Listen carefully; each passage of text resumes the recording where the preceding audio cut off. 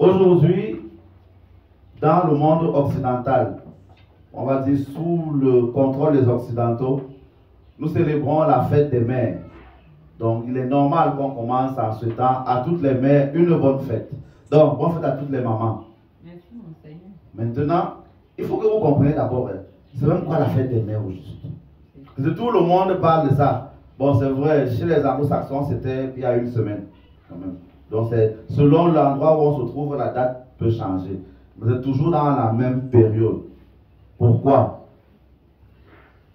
Toutes les religions que nous avons aujourd'hui sont nées d'Asie. Donc, que ce soit les religions catholiques et tout le reste, tout cela est né en Asie. Voilà. Et pour beaucoup de personnes, ceux qui habitaient en Asie sont les descendants de ceux qui restaient en Afrique. Ça, vous devez aussi le savoir.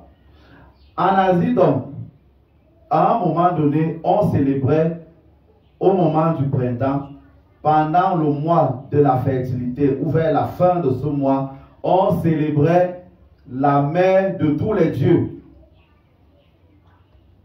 On célébrait la mère de tous les dieux.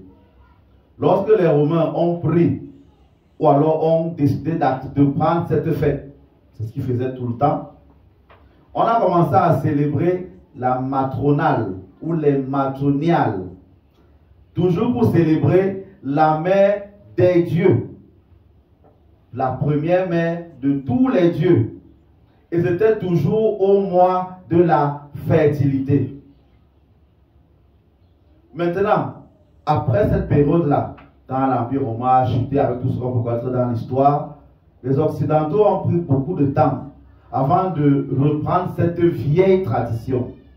Parce qu'ils combattaient. Il y avait à l'époque, tous ceux qui ont fait, moi j'ai appris ça en géographie, je ne sais pas si vous l'avez appris aussi, le malthusianisme. On a connu Malthus et Baudouin. Non, moi on me l'a appris en géographie. En gros, c'était quoi? Il y avait certains qui disaient, il n'y a de richesse que d'hommes. Donc il faut avoir beaucoup d'enfants. Beaucoup d'enfants, c'est bon. Parce que plus il y a de bras, plus on peut cultiver les champs, alors plus il y a à manger. L'adversaire de cette manière de penser disait, non, c'est faux. Si on est trop nombreux, il n'y aura pas assez à manger. Les plus forts vont déranger les plus faibles. Et on va se manger les uns les autres. Donc il faut limiter les naissances. Ça commençait déjà à apparaître en Occident autour du siècle des Lumières. Nous sommes là après le Moyen-Âge. On commençait à avoir ce débat. Est-ce qu'il faut beaucoup accoucher, avoir beaucoup d'enfants, ou alors il ne faut pas avoir beaucoup d'enfants? Et ce combat-là existe jusqu'aujourd'hui. Vous voyez, quand vous regardez même certains films, ça paraît à l'intérieur. Et on entend tous les jours cette manière de réfléchir, même de l'ONU. Non, on a déjà atteint le moment où on a consommé tout ce que la Terre pouvait produire. On en parle toutes les années. Donc, vous voyez qu'il y a toujours un combat entre ceux qui disent qu'il faut être nombreux et d'autres qui disent qu'il ne faut pas être nombreux. Soit dit en passant, en économie, les nations les plus riches sont les nations les plus nombreuses. C'est un fait. Mais il y a quand même des marabouts qui vont expliquer qu'on est trop nombreux en Afrique. Rappelez-vous de tous les discours de certains présidents d'un certain pays où on venait vous dire en Afrique on ne peut pas développer les Africains parce qu'ils sont dans des familles où il y a 3, 4 enfants. C'est impossible de les aider au développement parce qu'ils sont trop nombreux. Certains présidents l'ont dit. Et il y a un autre président qui est venu, qui a dit toujours du même pays, la démocratie ne s'accommode pas de la pauvreté. Vous êtes pauvre parce que vous êtes très nombreux. Et il a continué parce que vous êtes trop nombreux. C'est comme ça que ça a commencé. Donc vous voyez que c'est un combat. Ça se passe. Les gens aiment le dire. N'est-ce pas? Regardez comment parfois même dans vos propres villages, on se moque des familles nombreuses. Dès qu'une maman a accouché 10, 15 fois, on se demande comment elle a fait. Aujourd'hui, dès que tu as déjà accouché 2 fois, c'est bon. Tu as déjà deux enfants, ça va. Pour dire que le combat qui a commencé au siècle des Lumières, là, au XVIIe siècle, continue encore dans vos têtes aujourd'hui. Et c'est transmis dans beaucoup de films, selon la logique que vous écoutez. Lorsqu'il y a donc eu ce combat, en France en particulier, il a fallu attendre les années 1900, c'est-à-dire au XVIIIe siècle à peu près, pour qu'on commence à parler encore de la fête des mères. Parce que la fête des mères renvoyait à la fertilité, renvoyait à l'accouchement. Renvoyait à l'accouchement. C'est-à-dire qu'on célébrait les femmes qui avaient accouché et on encourageait l'accouchement. Il a fallu du temps pour que ça apparaisse dans le monde occidental. Résultat, pour certains, c'est au XVIIIe siècle que la fête là est née. N'est-ce pas? Ils disent que c'est eux, à ce moment-là, qui ont créé la fête là. Ils ont oublié l'histoire qu'ils viennent de vous raconter. Donc vous devez avoir ça en tête. Dans la tradition africaine, on t'appelle maman quand tu as accouché au moins 10 fois. C'est là où on commence à te considérer comme une maman. Avant là, tu n'as pas accouché. Avant là, tu n'as pas accouché. C'est pour ça que vous allez voir, dans les villages où nous avons respecté, une femme arrive quelque part et commence à accoucher beaucoup. Et nous sommes au Cameroun, par exemple, vous dites ce que vous voulez, mais les peuples de l'Ouest, c'est eux les plus riches du Cameroun. C'est là-bas qu'il y a la plupart des milliardaires de notre pays. C'est aussi là-bas qu'il y a encore des familles nombreuses. Vous voyez, un probabilité est facilement, en 6-7 ans, peut te prendre 7 enfants. Vous voyez que c'est mauvais, n'est-ce pas? Mais quand on voit que dans la même famille, il y a les militaires, il y a les ministres, il y a les commandants, il y a les économistes, il y a même ceux qui font l'agriculture dans la même famille. C'est pour ça qu'ils sont déjà partout dans le monde entier. Et ça, c'est vrai. Quel que soit le pays où vous arrivez, vous allez les trouver. Moi, je suis arrivé en Centrafrique, au fin fond d'un village, à la limite du Soudan. J'ai trouvé les gens là-bas. Ils savent chercher partout où il y a l'argent. À la limite, à la frontière du Soudan, on l'a trouvé là-bas. Vous vous demandez quand même, nous, nos frères du centre, ils font alors quoi? Donc, dites ce que vous voulez, mais c'est respecté là-bas. Et ils sont donc actuellement les plus riches de notre pays. Bon, c'est vrai, le plus riche du Cameroun n'est pas de là-bas. Mais c'est une exception qui vient donc confirmer la règle. Ah, beaucoup ne savent pas que le plus riche du Cameroun, c'est Baba Dampulo. Vous ne savez pas peut-être, bon, vous venez de l'apprendre. Que lui, c'est un gars du Nord. Mais quand on commence à chercher les millionnaires et milliardaires au Cameroun, il faut aller à l'ouest. Quand vous entendez qu'il y a les funérailles là-bas d'un grand chef, quand vous voyez les voitures qui sont garées, vous voyez l'argent qu'on verse par terre, on commence à te citer. Voilà Western Union, voilà Mobile Money, voilà, on donne les noms des entreprises, voilà Congelcam, on commence à te citer. Donc on ne connaît même pas leur nom. Tu dis que non, quand tu vois là, c'est Congelcam qui est là-bas. Voilà, c'est comme ça. Voilà les blessings, les voilà, c'est eux.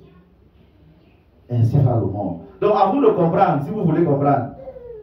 En Afrique, donc, on commence à compter que tu es maman quand tu as au moins 10 enfants. Mais cette tradition nous apprend aussi que il y a une mère des dieux.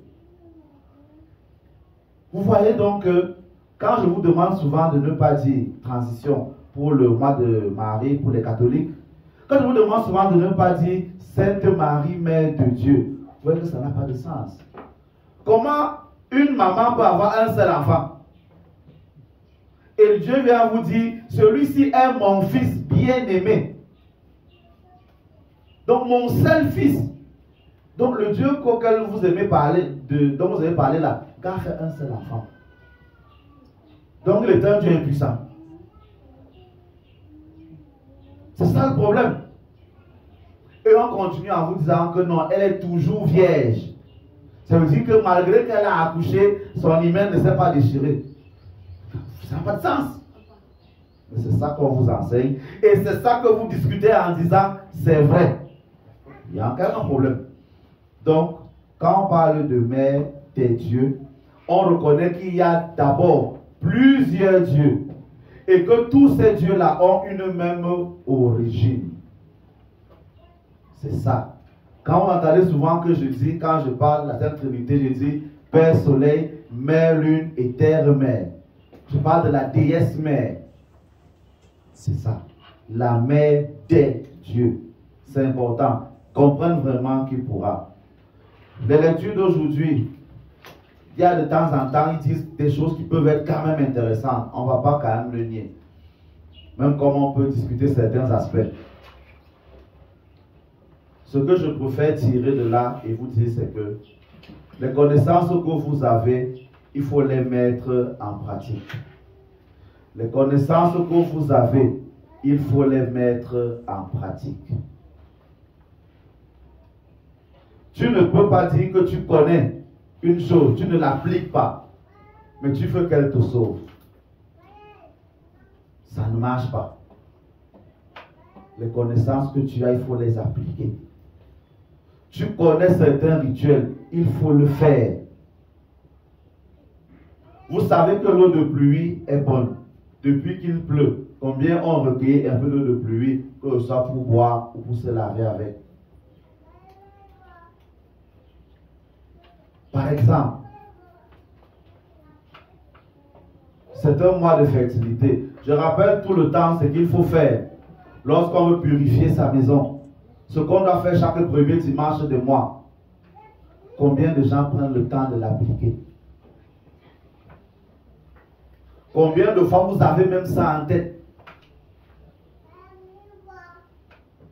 Maintenant, je termine en vous dérangeant en disant que on va voir aujourd'hui dans tous les statuts des gens, Facebook, WhatsApp, partout, les gens avec leur mère sur leur photo.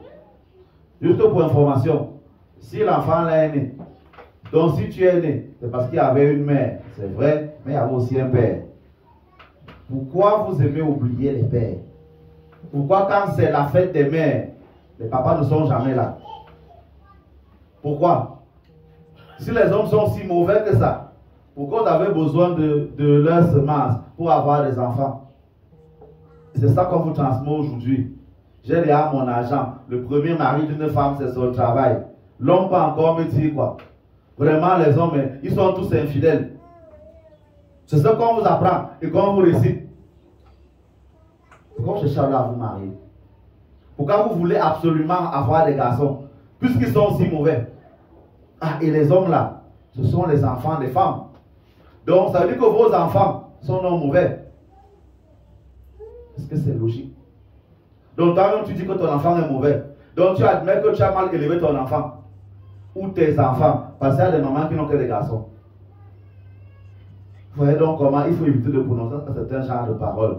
Parce que certains détruisent eux-mêmes leurs propres enfants. Quand tu commences à chanter que les hommes sont infidèles. Oh, tu as ton enfant qui est un garçon. Donc, tu es en train de dire à la nature que ton enfant, c'est un enfant infidèle. Quand demain il sera donc infidèle, est capable de se marier, c'est encore toi qui vas aller pleurer. Qu'est-ce que j'ai fait à Dieu? Tu veux oublier la parole que j'ai prononcée à l'époque, que les hommes sont des infidèles. Quand toi tu dis le premier mari d'une femme, c'est son travail, l'homme peut encore dire quoi? Tu veux que ton enfant dise donc quoi à une femme demain? C'est comme ça, hein? Tout le monde détruit nos propres enfants. La femme accouche d'abord pour elle-même. Ah bon? Capable de savoir dans le verre, une fois on n'en parle plus. Puisqu'elle accouche d'abord pour elle-même. Elle en boit dans le verre et laisse les hommes tranquilles. Voilà le monde dans lequel on avance. Et maintenant on assiste même, au fur et à mesure que le temps passe, dans les dessins animés que vous regardez, dans les films, et même dans le sport maintenant, à des campagnes contre l'homophobie, ce qu'ils appellent l'homophobie. C'est-à-dire, on valorise l'homosexualité, c'est bien. On fait des matchs et des galas pour promouvoir l'homophobie dans le sport. Même dans le patinage artistique, où on savait que c'est un homme et une femme. Deux femmes se sont fâchées. Elles ont fait des... Vous voyez, c'est ça qu'on veut vous montrer, que c'est bien. Et vous allez accepter ça. Maintenant, il n'y a plus de film sérieux s'il n'y a pas un pédé à l'intérieur. C'est comme ça. C'est ça le monde dans lequel vous voulez avancer. Parce que vous ne voulez pas appliquer et respecter ce que vous connaissez. Comprendre qui pourra. Continuons donc d'avancer dans notre marche vers la vie, notre marche vers la connaissance, notre marche vers l'application des lois de la nature, étant soutenus par nos ancêtres méritants et par nos martyrs, ainsi soit-il. Amen. Au fait,